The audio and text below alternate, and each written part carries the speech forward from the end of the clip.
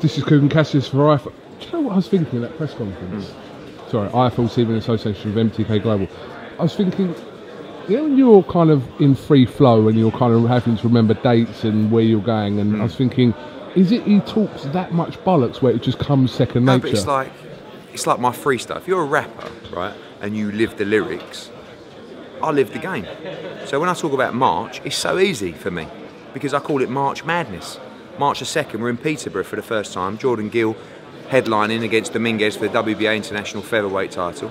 We've got the big star from America, Anthony Sims Jr. coming to the UK. We've got a brilliant cruiserweight matchup with Richard Riakporhe against Tommy McCarthy, WBA International Cruiserweight title. We've got Lee Wood challenging for his first major title as well. We've got Kez Ashfaq, got John Doherty on that show as well. And then 6 days later, we're in Milan for our second Matchroom Boxing Italy show. A day after that, we're in Turning Stone for a brilliant card on DAZN and Sky Sports. We've got Joe Smith Jr., big punching New Yorker, challenging Dimitri Bivol for the WBA Light Heavyweight Championship of the World. You've also got Maurice Hooker defending his 140-pound WBO strap against Lespierre from New York as well. You've got Callum Johnson against Shawnee Monaghan, great fight. You've got the professional debut of Ofer Jones 3. You've got Sergey Kuzman on that card as well. 6 days after that, we're in Philadelphia for the madness of St. Patrick's weekend. Massive card, Tevin Farmer defending his IBF Super Featherweight Championship against Ireland's John O'Carroll. Katie Taylor unifying for the second time against Rose Volante. Brilliant middleweight matchup between Rosado and Solecki as well.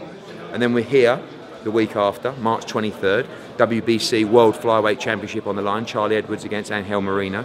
3 brilliant domestic Lonsdale British title fights as well. Joshua Buatsi going for the British Light Heavyweight Championship against Liam Conroy. Lawrence Okoli unifying against Roddy Camacho for the British and Commonwealth titles. Lewis Ritson coming back from European defeat against Andy Town in an absolute shootout for the British Lightweight Championship. Shannon Courtenay also making her debut on that card as well. March 30th, flying in Liverpool. Liam Smith against Sam Eggington. Anthony Fowler against Scott Fitzgerald. Robbie Davis against Joe Hughes for the British and European titles. Also just added damn it, that's the first stutter. Farrell against Bowes for the Commonwealth title. David Price as well, big heavyweight fight. And then we're moving into April. So that's March Madness. And for me, it's so easy for me to say that. I don't need notes. No one's got to pass me notes while I'm talking. I mean, because it's in here and it's in here. And when you live it and you breathe it, it's just like light of day. Straightforward. I'll get over that one. Could you step this way a sec? Just other people. How are you? I'm alright, I'm good. When did we last speak? Saturday night. Disappointed, really. I was going to start doing a podcast, right? And because I've been asked to do it, and I've always sort of said no, but basically what I'm looking to do is, I'm looking to do a podcast where half of it will be me talking bollocks, and half of it will be with someone from the box. I'll be sitting down with someone different every time. A lot of the time it will be our fighters, because I want to try and get the public to understand their story, their struggles, their background, their life, you know? Because I feel like if you're going to start supporting someone, if you've got your favourites, it's great to know about their history. Does that make sense? So like Joshua Buatsi, you know, he's got a fascinating story. Charlie Edwards, obviously been through so much. Would you be interviewing them? I would be, but basically... Why don't you just stay in your lane? Yeah. Stay in your lane. Because I'm a fucking superstar, to be honest with you. I think I'm just going to do it anyway.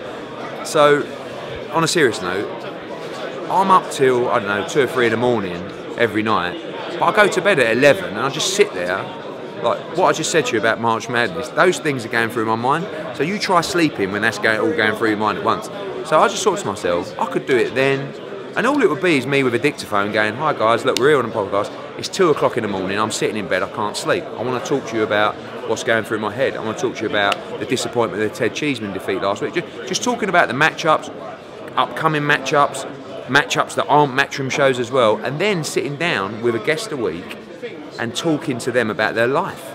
It might be a bit deep, to be honest with you. I'm thinking it's going to be a bit deep, but I think it'll be funny, might be a little bit boring at times. I'm going to just try one, and then I might just put it out there and just get people's feedback. Not feeling I don't want to put you out of business. No, but that's what I think. This is where this is leading. No, it's not. So I was going to do a podcast with you, but I just think that literally, I can't. like say Thursday at 6 o'clock, we're going to sit down and do the podcast. So I'm going to just have one of those things. When you feel like doing it, yeah, you do just it. sit in a hotel and go, right, guys, this week I'm in the, I don't know, Holiday Inn in Sheffield, and I'm doing a podcast here. I'm sitting on my bed. You definitely don't stay at the Holiday Inn in Sheffield. No disrespect to the Holiday Inn, What's but wrong with the Holiday Inn? You're such a snob. But you... I do stay at Holiday Inns. Ed, let's not talk about hotels. Let's not talk about hotels, because I know you're like thing about hotels. You like hotels. I do like hotels. Yeah, we all like I'm in hotels. a lot of them. Okay, before we come on to this card, what has really happened in the last 2 days? We know you lost the purse bid yesterday. Yeah, lost the purse bid as expected. I mean, actually... Quite close. 250 grand, was it? Something like that. I mean, I Close-ish. went... Yeah, I went quite big. We spoke about this before. That's not a Sky box office fight. If it was, I could pay a lot more than that. Is that the most you were prepared to put into it? Yeah, it was too much, to be honest with you. For a Saturday fight night, I was still doing my bollocks, probably dropping quarter of a bar, but, you know, you live and learn. And I'm presuming that Frank's going to do it on box office. Yeah, we would assume so. Yeah. So if he doesn't, brilliant for the fans, because it's not a box office fight. But it was a big Saturday night fight. That's kind of what I was gambling on, that it was going to be a real big Saturday night fight night, but I was still going to do my absolute conkers. I'm so happy for Kid Galahad. I mean, he made 30%, over 30% more than he'd been offered for that fight. And he was offered great money from Frank. But I just said to him, you go purse bid, because I'm going to bid for it. And obviously he's making, what, 500 grand? Yeah, So over 500, yeah. And Warrington gets paid well. So, yeah, it's a good fight. And I believe Kid Galahad can win the fight. It's a very tough fight. I think Warrington is probably one of the most improved British fighters right now. But, you know, it's an opportunity for Kid Galahad to win a world title. Because it was... Whenever we've spoken to Frank Warren about it, he wasn't seemed like he was that open to the idea. He wanted, obviously... Warrington to unify with Valdez or whoever, but... Yeah, I don't think they wanted... I think that because of the... Kid Galahad hasn't yet got the profile that makes that a big fight, so... But the money you've got to pay for it doesn't make sense for the size of the fight. Does that make sense? So, I think he probably looked at it and thought, I'd rather do the Valdez fight, I'd rather do another fight that is pay-per-view. Which makes sense. Yeah, but obviously, we backed Kid Galahad in a position... for IBF mandatory. He fought a final eliminator. The Frampton fight was allowed under the proviso that the winner fought Kid Galahad with no exceptions. So they kept their word, and now he's got a chance to win the title. What is your understanding of the purse bid regarding Fury and Wilder? Now, obviously they've asked for more time. I mean, it's weird because like the day before the purse bid, I was sending our guy Eric Botcher out to bid in Mexico City, and no one had reported anything. So I texted Mauricio Sullivan and said, Mauricio, like, what time is the bid? Like, you've said it's tomorrow, but where? When? And he didn't come back to me. And then 2 hours later I went, Mauricio, I've got people at the airport coming. And then he came back to me about an hour later and said, look, they've asked for more time, basically. So generally when that happens, I've seen a lot of people going, oh, that's a joke, they're allowed more time. If both parties agree that they want another week. That's happened with you before, isn't it? Very standard. There's nothing untoward about it. I guess they'll reach a deal next week. I'd love them to go purse bid. Same kind of thing as the Josh Warrington. Both those guys have ended up with 30-40% more money going to purse bid. It's the same for Wilder Fury. The bids would be mental. We'd probably lose the bid, but we would bid more than Tyson's been offered to make now, if that makes sense. So, but I guess they'll do a deal next week, and we'll see. This is more probably a question for Frank, but do you know how long extension they've been given? You would probably get away, I mean, you'd probably get away with a month if you wanted, because you could go back and say, next week you could say, nearly there, just one more week, they'd approve that, and then you could say, deal done, we're drafting contracts, they'd probably give you another week or two. As long as both parties are okay with it, you can really string it out as long as you want. But I guess the problem for them is when that fight will be. If they're talking about end of April or second week of May, they're running out of time. I would think more likely is end of June, July, to be honest with you, because it's a big fight, needs a big build-up, and I'm sure they're close to a deal. Do you know, like in America, where fighters' purses are kind of put out for everyone to see? We don't do that here, but when there's a purse bid situation, you can obtain that information, correct? Correct. Like that information that was reported yesterday. But the governing bodies will report. Don't forget as well, when there is a purse declared in America, particularly for a foreign fighter, it doesn't include perhaps international revenue. No, I remember one of your fights, was it Callum Smith? Yeah, so it was years ago. Yeah, and again, like I think he was in a 6-rounder, and it was like $2,000, $3,000. So if the money comes from a UK entity like Sky, like pay-per-view, sponsorship, international TV, that's sometimes out of the purse. And the same, American fighters generally that is their purse, unless they're getting a bung on the side, which is not what we do. But there will be fighters that say a bung on the side. I mean, like payment made via another channel. Okay. Bung on the side never sounds great. Bung on the side. So bung on the side was not a great example of what I meant, but as in payments made. Have you ever taken a bung on the side? I don't take bungs. No, I wouldn't have expected you have. Have you spoken to Dylan White since Saturday night?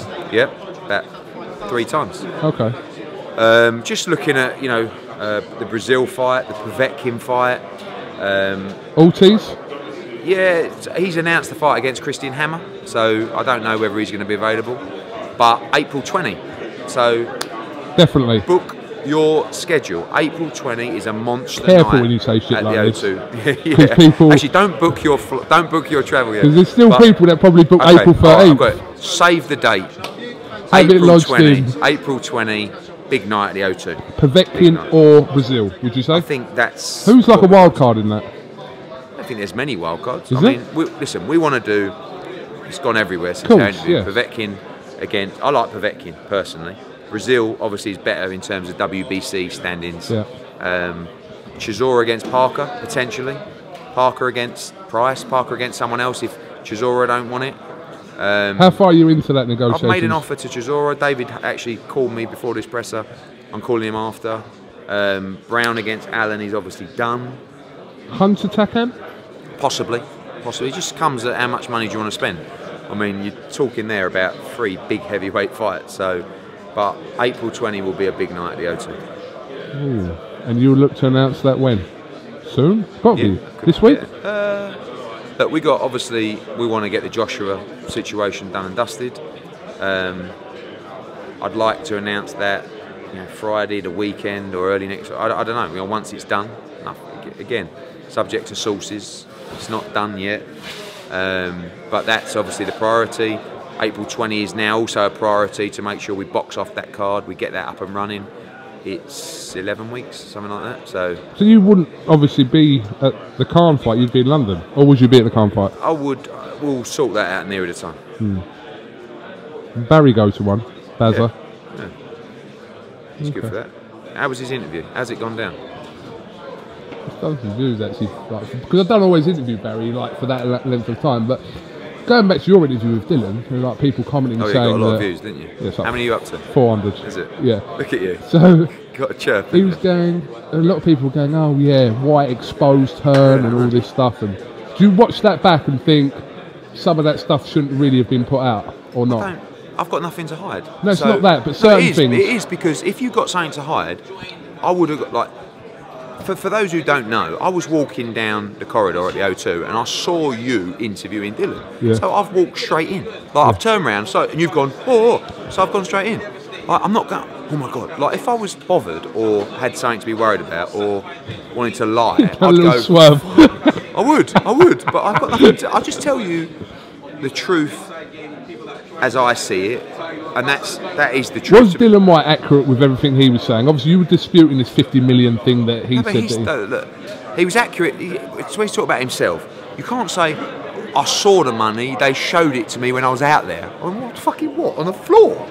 So, oh no. What? So when someone says, like Stephen Espinoza says, yeah, we had the money. So that's it. That's basically what he would have said. But it's never... People get too tied up with the fact that it was about showing us the money. All I said was, we got an email from Deontay Wilder personally, right? Not Al Heyman, not Shirley Winkle, not Stephen Espinoza, from Deontay Wilder personally, going, I would like to offer you 50 million to fight me. Okay, so I went back and said, great. Spoke to AJ, he's interested, send me a contract. No, you've got to accept the deal first. I said, what? I said, don't know about the deal. We need to know a lot more. Venue, broadcast. I mean, you know, these fighters aren't like Joshua. Joshua has commercial contracts that he cannot break. When we find out about that offer later on, that Frank was involved and it was to fight on BT, can't you just have a brain to see through the bullshit? They know Joshua can't fight on BT. He has a contract with Sky. The other fighters don't have contracts with the broadcasters. Wilder doesn't have a contract with a broadcaster. Who was I going to say? Fury doesn't have a contract with a broadcaster.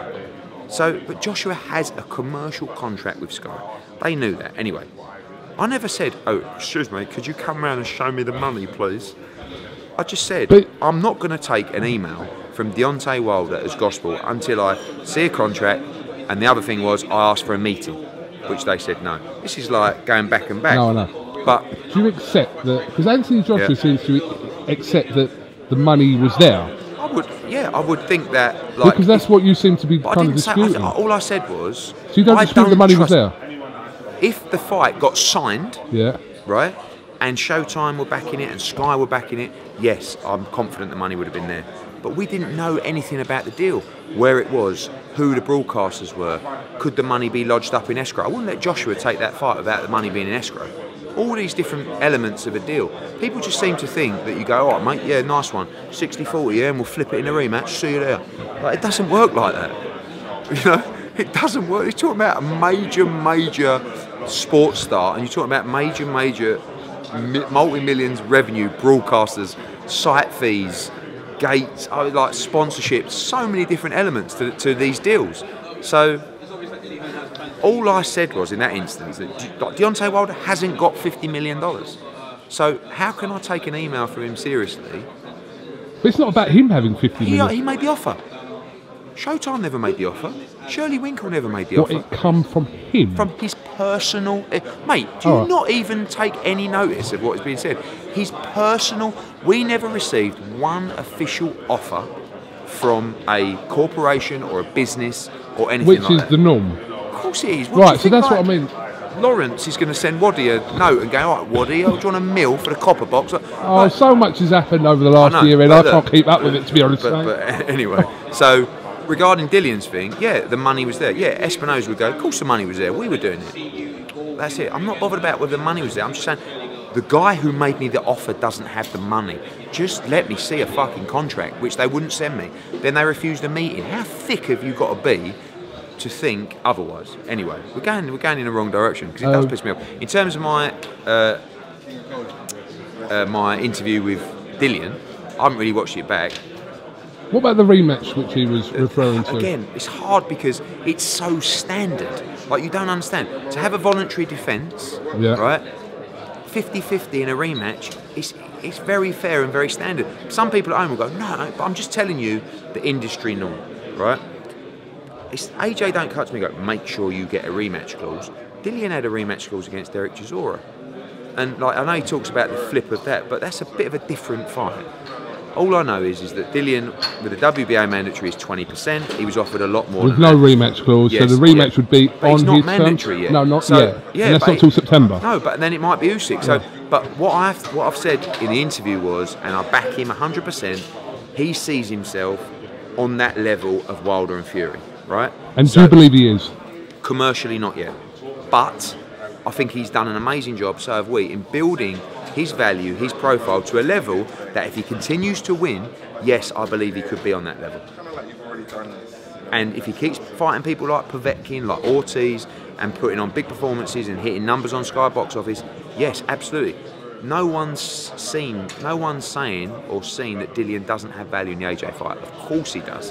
He's a big star now. We've built him to that position.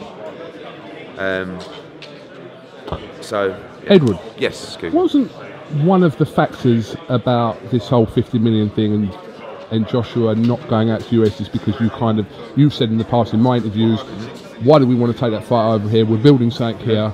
But now, obviously, people's mindset is that, hang on a minute, now he is going to America to fight Gerald Miller when he wouldn't fight Wilder. Slightly different fight. I think the main thing was if he's in an undisputed fight, he wants that first fight to be in the UK. He feels like he's earned that honour in what he's built so far.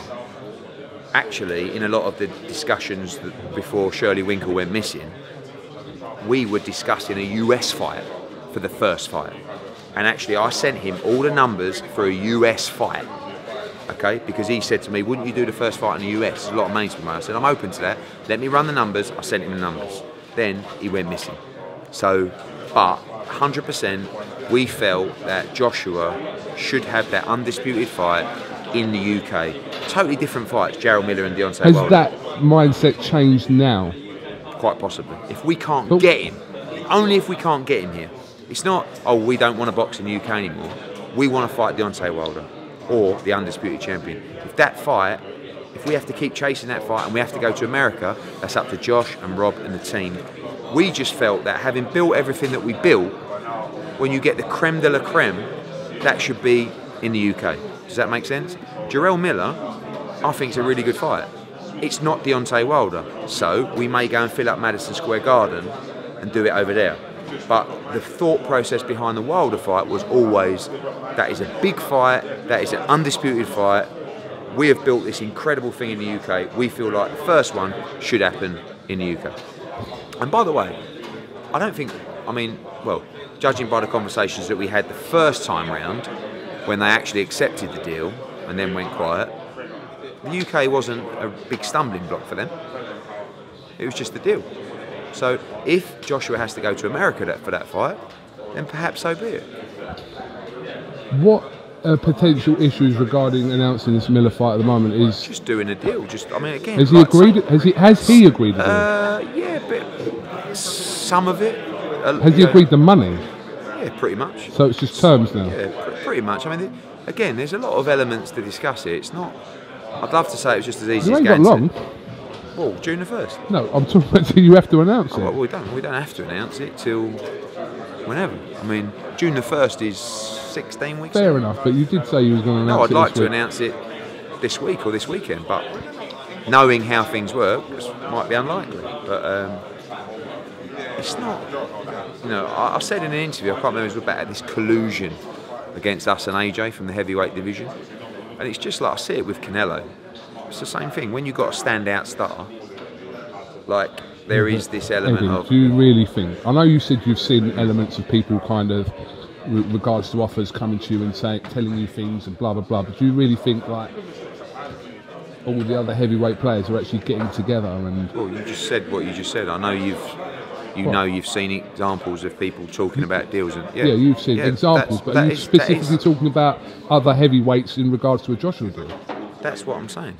I'm saying that 2, 3, 4 people that we were dealing with, different parties, are sort of not teaming up, but talking about the deal that we've offered and how they can either make it more, or are you really going to take it, or shall we just let him like fight someone else and then we'll fight him later? Yeah, that is basically how it works. It's them and us in that respect. So people in the industry want AJ to get beat badly, just like Canelo. Everyone wants to see Canelo get beat in the industry. I'm talking about fans. Fans recognise what he's done and they'll back him. But in the industry, you imagine, I mean, you're not an idiot. I mean, you might look like a plonker, but you do know, the mindset of people. Yeah, I know. There's a lot of people that want to see you fail, Maxim fail, Joshua fail. Of course. But you know what the worst thing is? That just makes it even worse for them. Because, you know what, like this whole episode, I think it's quite good for Anthony Joshua. Because there are people doubting him, and there are people who, you know, get taken in by stuff being said on Instagram by other fighters. And I think it's given him, I won't say it's pissed him off, but I think it's given him a little edge. And sometimes you get so many pats on the back in life that you might just put your feet up and say, I've cracked it. He's hungrier than ever, mate. He's ready to put on a performance. and absolutely tear someone to shreds. And this isn't about the next fight. This is about a legacy. This is about 4, 5, 6, 10 years in the sport. So just watch.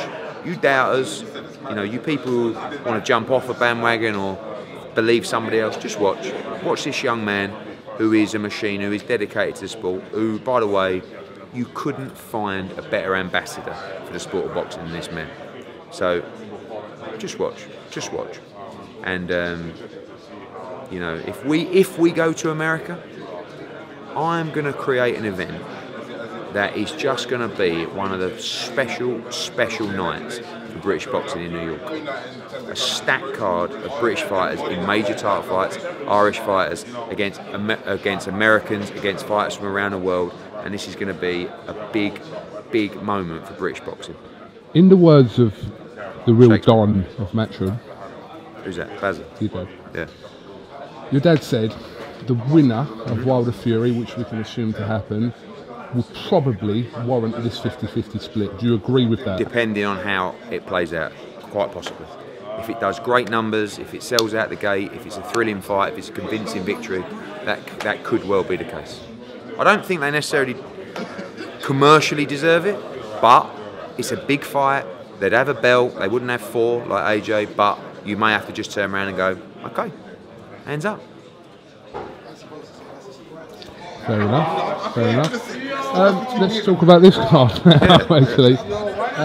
Yeah, quite very much like this card, actually. Big card. I mean, I think that, you know, I've also been under pressure. I mean, you could tell from your interviews with Adam, obviously there's a lot happening to the Matchroom business. You know, we've launched 16 shows in the US, 8 shows in Italy, 8 shows in Germany, 8 shows coming up in Spain as well. So we are under pressure from our main partner in Sky. Don't take your eye off the ball. You know, what's going on in America? Well, but unfortunately, this is just an expansion of a global business, and you can't hold me back to achieve something like this, because, not to bore you, but like these guys up here, they talk about their legacy from a selfish ego point of view. This is my legacy. This is my family business, my dad's business, that I'm trying to take to be a global brand and try and take it to levels that we never ever even imagined.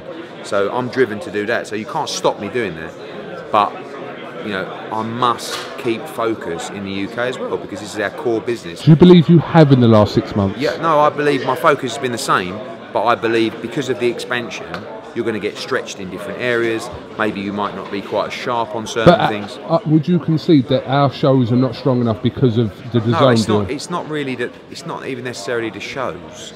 It's more just about the deliverance of my time. You know, the team, how stretched they are. I think we talked a lot about this last week, about this changing of the guard, if you like, with young fighters right now. You know, we're not really sending, or we haven't sent yet, our major UK stars out to fight in America, with the exception of our Irish star, Katie Taylor. But, you know, like I'm talking about the other people. So, you know, the focus must be here, and I think even March 2, although it's the next gen, March 23 and March 30th have a conscious effort by me to try and do something really good, and the response has been brilliant. Yeah, and one thing I'll say about fight fans is, I've got to do Sky in a minute, so Adam's telling me off again. Well, one thing I would say about fight fans are, they crucify me day in, day out, but if I do put on a good card, they will say, fair play, that's a good card. And they've done that on this one, and Liverpool the week after. Just a couple more things. Harlem Eubank and Conor Benn, you like that? I don't know where it's all come from, really. I mean, Conor wants to fight Josh Kelly, which I think is a very tough fight for him. And then Adam put out Harlem Eubank against Conor Benn. So we'll see. But, you know, talking about this card quickly before we go, because this is the reason we're here. Charlie Edwards, who's been a revelation. I mean, really has become a major star now in British boxing after a great performance. First defence of his WBC title. Lawrence Okoli against Waddy Camacho, British and Commonwealth Cruiserweight Championship. Great fight, great bit of beef. Joshua Buatsi, who I really perceive to be the best young prospect, or say young now, in world boxing, for his shot at the Lonsdale title against Liam Conroy, who is in the form of his life. Andy Townend against Lewis Ritson. Lewis is sparring in the States. Another brilliant British title fight. Shannon Courtenay making our professional debut as well. So yeah, like I said, March 23rd. I mean, March the 2nd at Next Gen is great, but March 23rd and March 30th particularly are real conscious efforts for me to try and make these cards as strong as possible, and to say, guys, UK is our priority. Quick update on Brook. I spoke to his dad this morning actually, so we're just trying to see if we fight Vargas in April or we On wait the till 6th? we will announce that date shortly, or whether he goes in May. Callum Smith. Could box in May on the Usyk card, then a double header in the States. Interesting. All right. Have you got anything else? Got to do Sky, mate. Because, Have you got anything else? no, mate. Quickly. Yeah. You had a little mare with your tracksuit. Shout out to Shay Rude, great Go tracksuit. He just sent me one that was more for the younger generation. Like, you know, the skin. Like I like this one. The top was a bit big and the trousers were a bit small. So can you just tell me a size? This is an XL. Well, I wanted double XL trousers, but I don't think they've got them. No. So I'll have XL on the trousers like this. And this is an XL. Yeah, but I think the top that I had was oversized. No, I So don't think oversized ain't good for me because I am I will already get you. oversized. I will get you a large and an XL for you to try. No, I think XL on that. What size is that? XL. Okay, I like that. I really like the colour. Don't suit you, but I tell you, on me, I look Yeah, $1 million. what are you talking about? Right, see you later. Cheers.